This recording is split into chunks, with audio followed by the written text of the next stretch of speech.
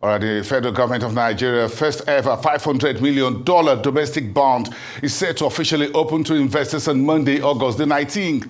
The special bond, which is tax exempt and set at a minimum subscription of $10,000, was floated by the government, looking to attract Nigerians at home and abroad, as well as institutional investment money that could boost Nigeria's flagging FX supply and the overall economy. Let's get some facts behind the dollar offer as presented today at the Dollar Bond Roadshow by the Minister of Finance, Olawale Edun, and the Managing Director, Investment Banking at United Capital. We have a domestic issuance of US dollar bonds, which is aimed at improving the flow of dollars to the economy. We are already having success. The combination of monetary and fiscal policy that is in coordination is proving to bring in foreign portfolio investment. Foreign direct investment is also starting to flow in. And there are many more on the sidelines, particularly in the oil and gas sector, but various others, with some of the improvements that have been made, some of the fiscal changes that have been made to make these sectors much more competitive. Flows are coming in. And we all know the more foreign exchange, the higher the level of reserves, the stronger will be the exchange rate. That gives a chance for inflation to come down. And with lower inflation, of course, you get lower interest rates. You get the ability for people to borrow, invest, increase the productivity of the economy, grow the economy, create jobs, and reduce poverty. And at the end of the day, the overall economic policy of Mr. President is aimed at reducing poverty in Nigeria. So let me just focus a little bit on the issue of external flows.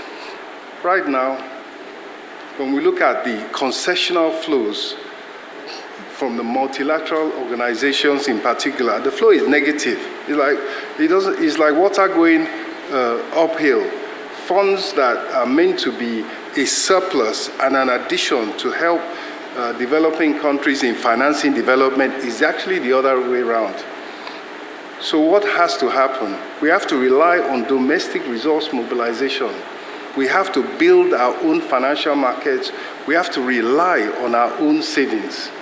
And this is exactly what this transaction speaks to. And it is important nationally, but it's also important regionally, if not continentally. Nigeria just hosted the African Caucus of finance ministers and governors of central banks at the World Bank and the IMF. And of course, the talk there was that the international financial architecture, the international capital markets, the rating system does not favor Africa.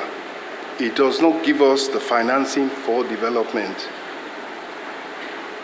So one area that Africa, West Africa, Africa as a whole is looking to is to Nigeria to take the lead. If we can harness the savings of Nigerians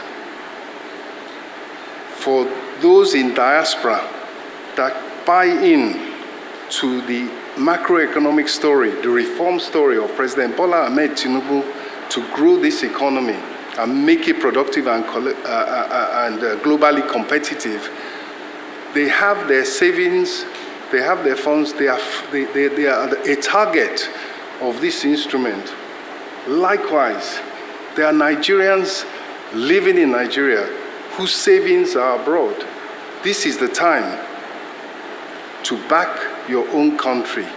This is the time to buy a well-structured, profitable, safe, competitive investment rather than keeping your money abroad, provided to the Nigerian economy to create jobs and reduce poverty and support the program of macroeconomic reform and job creation that is now going on in Nigeria. That's what this is all about. This bond will be issued at par on a fully paid basis, and the coupon will be what we are used to, semi-annual coupons paid every 6 months. This will be determined when the issue opens, but we'll come to that. The use of proceeds, and this is centered around everything the minister has said, right?